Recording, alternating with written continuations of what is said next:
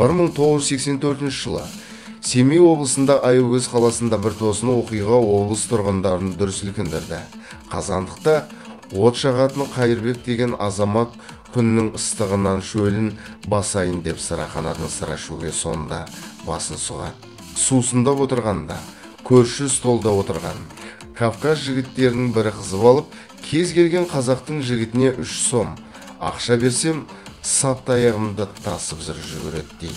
Қайырбек, айтқан сөзіңді қайтала дейді. Анау өзінің сорына айтқанын қайталап береді. Қайырбек, қазақтың намысына тигенің үшін қазір сенің басыңды кесіп аламын дейді де сыраханадан шығып кетеді.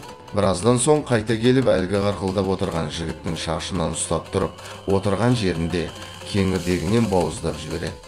Барлық сыра ішіп отырған жігіттер қашып шығады. Қайырбек болса саспай тура милицияға тартады.